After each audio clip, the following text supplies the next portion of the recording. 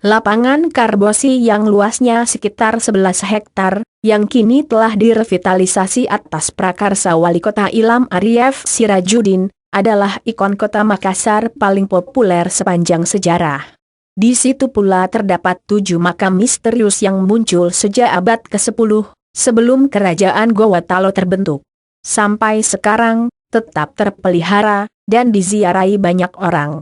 Wali Kota Ilham Arif Sirajuddin menata lebih cantik dan lebih terhormat ke-7 makam, sebagai bagian penting revitalisasi. 2 wali kota sebelumnya, Hektometer DG Patompo dan Suwahyo, pernah meratakannya. Namun ke-7 makam selalu muncul kembali. Di abad ke-10, terjadi kemarau panjang selama 7 tahun. Akibatnya, paceklik mendera penduduk dari Goa hingga Talo. Kekacauan pun terjadi sepanjang kemarau. Lalu akhirnya turun hujan deras selama 7 hari 7 malam. Kuburan di Lapangan Karbosi Misteri dan Sejarah Lapangan Karbosi, Makassar. Hari ke-8, hujan dan halilintar berhenti. Sisa rintik-rintik menyisakan gerimis halus dari langit, dan memunculkan pelangi dari arah timur. Karbosi sekejap menjadi kering, lalu keajaiban pun terjadi. Tiba-tiba di situ muncul 7 gundukan tanah dalam posisi berjejer dari arah selatan ke utara, menyebarkan bau bunga yang harum. Baunya terasa dari jenis bunga pandan. Sejumlah penduduk di sekitar tempat itu terperangah dan kaget. Selanjutnya, dari 7 gundukan tanah, masing-masing muncul 1 orang yang memakai gaun warna kuning keemasan. Jumlahnya 7 orang. Namun ke-7 orang tersebut hanya nampak sesaat, lalu menghilang entah kemana.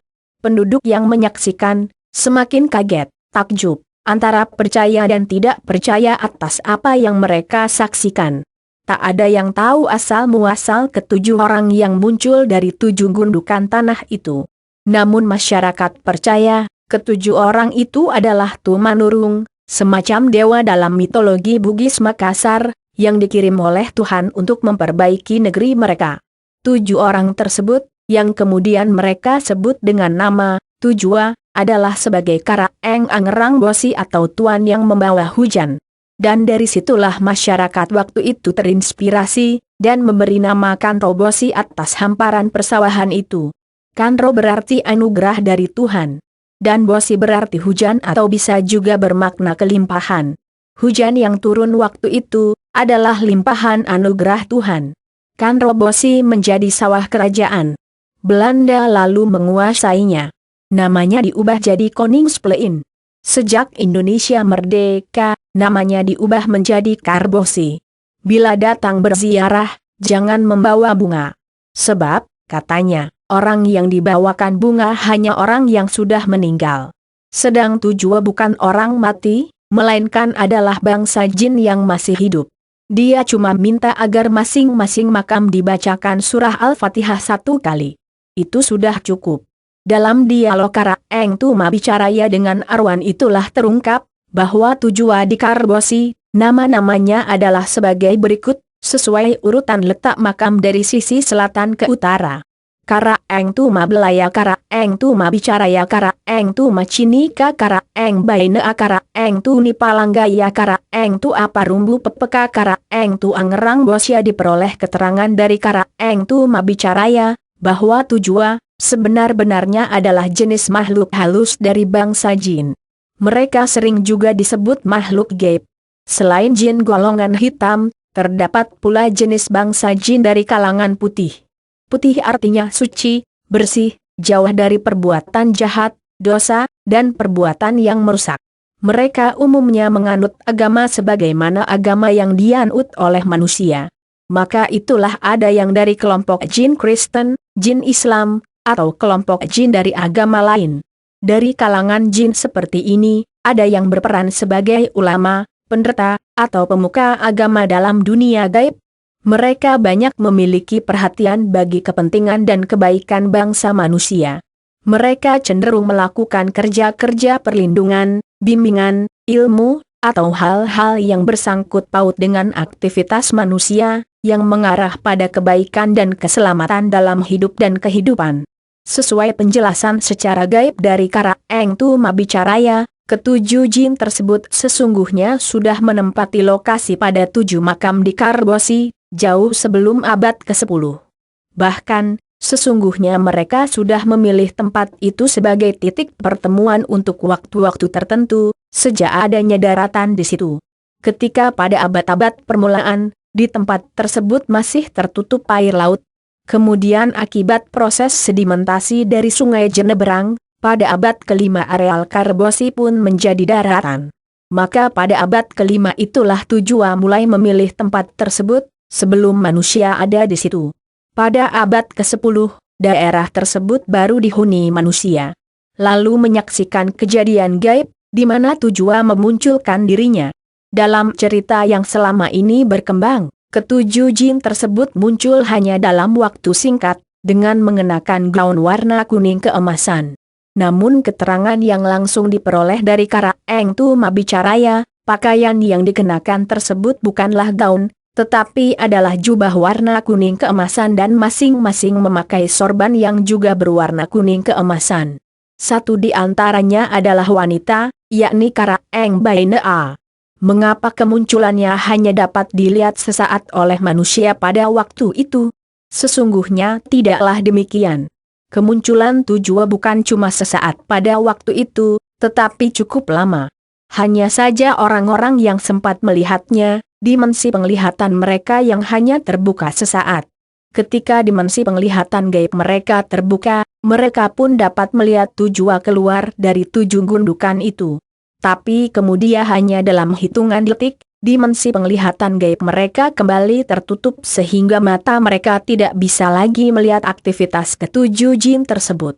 Sesungguhnya, seperti dijelaskan oleh Kara Eng Tu Mabicaraya, ketujuh tokoh jin yang harismatik itu tidak secara terus-menerus bersemayam atau bertempat tinggal di makam tersebut. Ketujuh makam itu hanya dijadikan sebagai tempat pertemuan bagi mereka pada waktu-waktu tertentu. Apabila tidak ada pertemuan bagi mereka, maka mereka biasanya berada di tempat lain yang terpisah-pisah, dengan aktivitasnya masing-masing sesuai kewenangan dan keahlian yang mereka miliki. Namun demikian, setiap saat makam Tujua dijaga puluhan ribu jin pengawal, meskipun ketujuh petinggi kerajaan Tujua itu masing-masing berada di tempat lain. Karena di Karbosi, dengan pusatnya di makam Tujua, adalah pusat kerajaan Tujua, yang berkuasa dalam dunia gaib di Asia Tenggara sampai ke Australia. 1.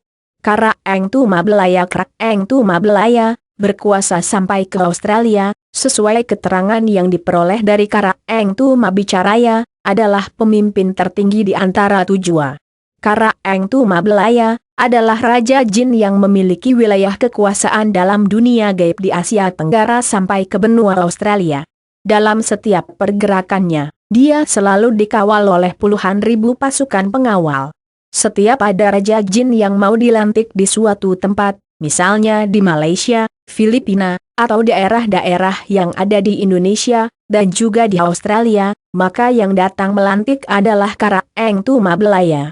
Apabila ada Raja Jin yang akan dilantik, maka harus mendapatkan persetujuan dari Kara Eng Tu Mabelaya. Salah satu syarat yang harus dipenuhi bagi yang mau dilantik menjadi Raja Jin pada suatu daerah tertentu, adalah jin yang memiliki jiwa pemimpin, raja, dan disegani. Perangainya harus yang senantiasa mencerminkan kebaikan, berakhlak, bijaksana, dan taat menjalankan perintah agama Islam. Atau yang bersangkutan belum memeluk Islam, tetapi di dalam perjanjian sang calon raja sudah menyatakan bersedia masuk Islam.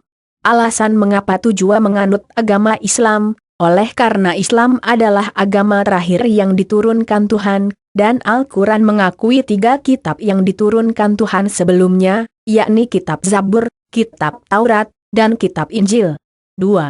Kara Eng Tu Mabicaraya Kara Eng Tu Mabicaraya, mengemban tugas selaku humas atau pabicara, dan tugas-tugas diplomasi dalam tata kekuasaan Kara Eng Tu Mabelaya. Dalam setiap akan dilakukan pelantikan raja di suatu tempat. Sebelum prosesi pelantikan dilakukan, maka Kara Eng Tu Mabicaraya yang berperan melakukan komunikasi dengan para penguasa lokal setempat, di mana seorang Raja Jin akan dilantik. Sebagai pabicara, atau yang berwenang menyampaikan pesan-pesan kerajaan, Kara Eng Tuma Bicaraya yang harus didengarkan lebih dulu, baik bagi raja yang akan dilantik maupun oleh Kara Eng Tuma Belaya selaku penguasa tertinggi yang akan melakukan pelantikan. Dalam hal kepentingan bangsa manusia pada kaitan kepentingan kerajaan Tujua, misalnya ada seorang pimpinan kelompok perguruan yang bermaksud berkomunikasi dengan Tujua, maka yang berwenang melayaninya ialah Kara Eng Tuma Bicaraya. Hanya saja pada setiap melakukan komunikasi dengan bangsa manusia, Kara Eng Tuma Bicaraya sangat jarang mau memperkenalkan diri, terkecuali hanya untuk momen-momen tertentu yang dipandang sangat penting oleh kerajaan. Tetapi di kalangan dunia jin di Asia Tenggara hingga ke Australia, dia sudah sangat dikenal sebagai pabicara, dan sebagai wakil dari Kara Eng Tuma Belaya. Dalam menjalankan aktivitasnya, dia senantiasa dikawal oleh ribuan anggota pasukan jin. 3. Kara Eng Tuma Cinika. Kara Eng Tuma Cinika adalah pejabat pada urutan ketiga dalam struktur kerajaan Tujua, yang juga memiliki ribuan pengawal. Dia ahli dalam melihat ke depan atas sesuatu apa yang akan terjadi. Selain keahliannya yang dapat mengetahui sesuatu yang belum terjadi, dia juga memiliki keahlian yang dapat melihat langsung suatu kejadian di tempat lain meskipun jaraknya sangat jauh. Apabila ada kejadian penting yang sedang berlangsung di Australia misalnya, padahal dia sedang berada di Brunei Darussalam, maka dengan mudah Kara Eng Tuma Cinika melihatnya, dan segera dia memberitahukan kepada kerajaan. Dalam kehidupan manusia sehari-hari, banyak orang yang memiliki ilmu yang mampu melihat sesuatu apa yang akan terjadi pada suatu saat. Mereka ini sering disebut sebagai paranormal. Artinya, seseorang yang memiliki ilmu di atas batas ambang normal. Hal-hal yang tidak masuk ke dalam pikiran dan kemampuan normal bagi manusia biasa, maka dia bisa menguasainya. Pada zaman kerajaan masa lalu di sejumlah penjuru dunia, mereka ini disebut sebagai ahli nujum. Ahli ramal, yang punya kemampuan khusus dalam meramal sesuatu yang kelak akan terjadi. Nah, kekuatan ilmu para ahli nujum atau peramal dan paranormal tersebut, sesungguhnya berkat bantuan atau kerjasama dengan bangsa jin. Jin yang memiliki keahlian di bidang ramal-meramal. Untuk dunia jin yang terdapat di bawah kekuasaan kerajaan Tujua, maka Kara Eng Tuma Cinika adalah guru besar yang berkompeten mengajarkan ilmu meramal kepada segenap bangsa jin yang dipilihnya. Murid-muridnya itulah yang banyak berkolaborasi dengan manusia dalam kepentingan ramal-meramal. Seorang peramal atau paranormal yang sedang meramal sesuatu, dia tidak akan mampu menjalankannya tanpa bantuan atau kerjasama dengan bangsa jin. Seseorang yang tiba-tiba menjadi mampu melihat jin atau makhluk halus, itu artinya dimensi penglihatan gaib orang bersangkutan sedang terbuka. Itu juga yang terjadi atas orang-orang yang menyaksikan munculnya Tujua di Karbosi pada abad ke-10. Hal itu adalah keahliannya Kara Eng Tuma Cinika, yang bisa dengan mudah membuka dimensi penglihatan gaib terhadap seseorang. 4. Kara Eng Bainea. Kara Eng Bainea adalah satu-satunya petinggi di kerajaan Tujua dengan posisi di urutan keempat. Ribuan pengawal yang umumnya jin wanita yang selalu mengawalnya kemana-mana. Tugas dan kewenangan Kara Eng Bainea adalah mirip-mirip dengan Menteri Peranan Wanita di Indonesia. Cuma saja dalam dunia jin, tidak ada organisasi yang dibina seperti PKK, Dharma Wanita, atau organisasi-organisasi wanita lainnya. Peranan Kara Eng Bainea dalam wilayah kerajaan Tujua adalah melakukan perlindungan terhadap segenap bangsa jin jenis perempuan atau wanita. Kekuasaan Kara Eng Bainea juga meliputi pemilihan pasangan. Hanya dengan izin dia, jin wanita bisa diperistri oleh seorang jin laki-laki.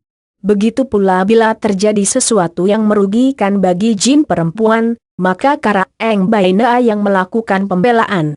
Namun tentu saja dalam hal ini, tidak termasuk bangsa jin dari golongan hitam dan iblis, yang merupakan musuh besar dari kerajaan Tujua.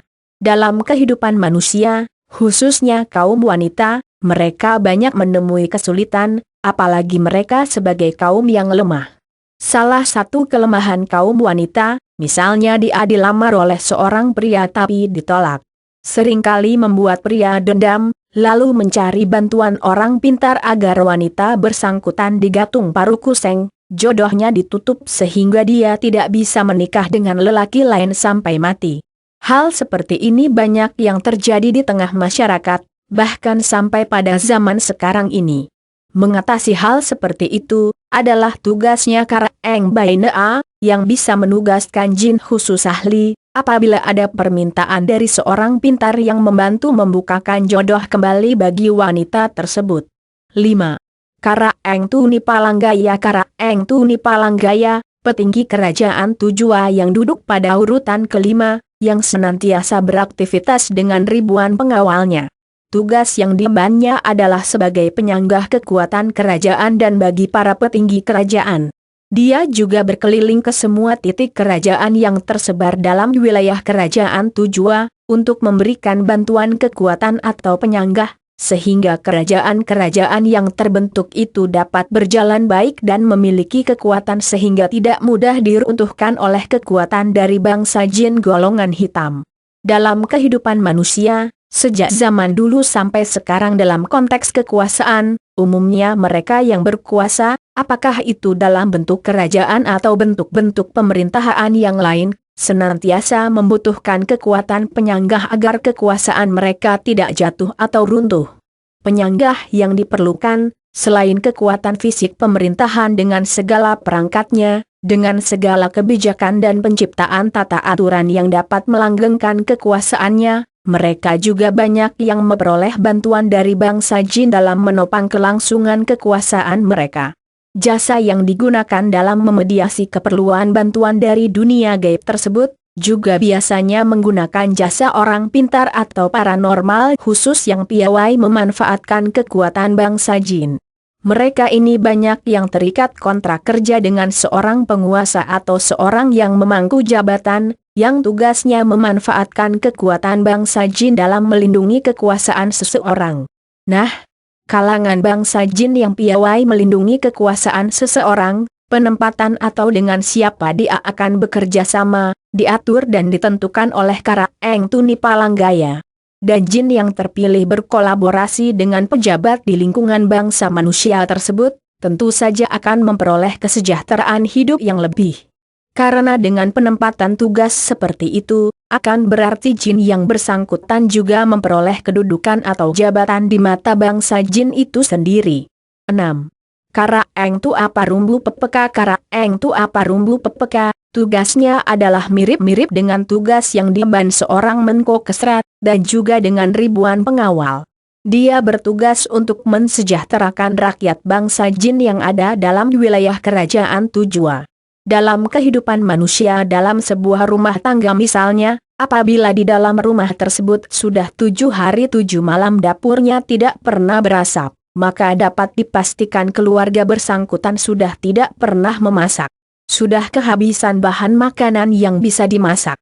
Ini adalah fenomena kemiskinan yang ditandai dengan tidak mengepulnya asap dapur. Dalam dunia jin di bawah kekuasaan kerajaan Tujua, maka tugasnya Kara Eng Tu Aparumbu Pepeka yang harus membantu rakyatnya yang tidak mampu mendapatkan makanan. Dia yang berwenang mengatur tata kehidupan bangsanya agar semua bisa mendapatkan penghidupan yang layak dalam konteks kehidupan bangsa mereka. Sebuah contoh, ada sebuah benda berupa batu permata, yang layak ditempati oleh satu atau beberapa jin.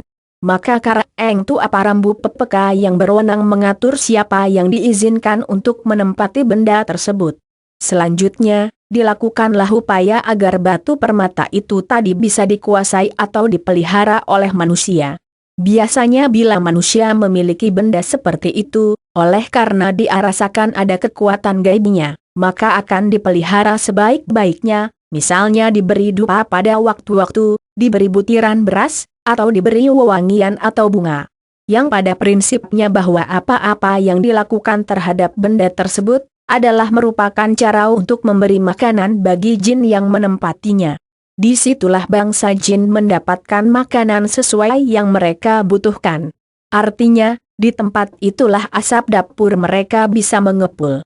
Disitulah mereka mendapatkan kesejahteraan.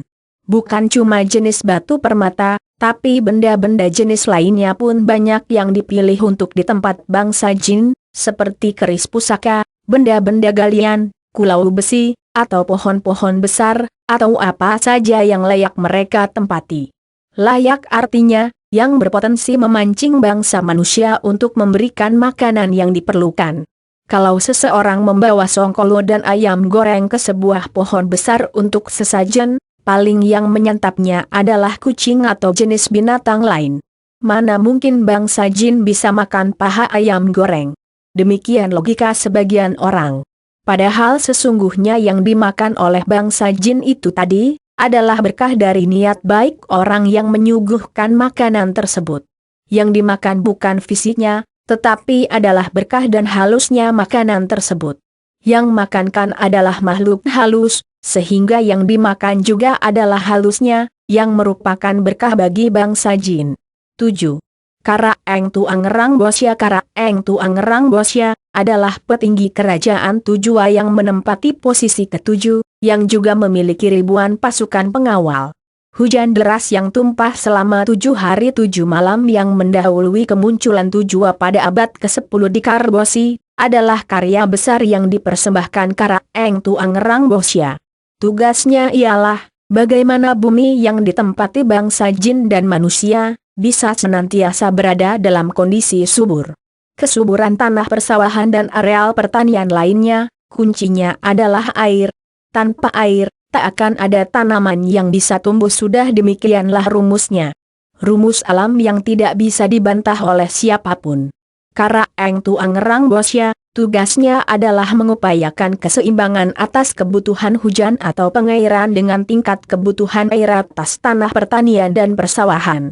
Ketika kemarau panjang terjadi 7 tahun lamanya di daerah ini pada abad ke-10 tersebut, maka Kara Eng Tuangerang Bosya bersama ribuan pengawalnya yang memiliki kekuatan gaib yang dahsyat, yang memompa air laut ke atas awan di langit, sehingga akhirnya hujan dapat tercurah turun ke bumi Goa, Talo dan Makassar.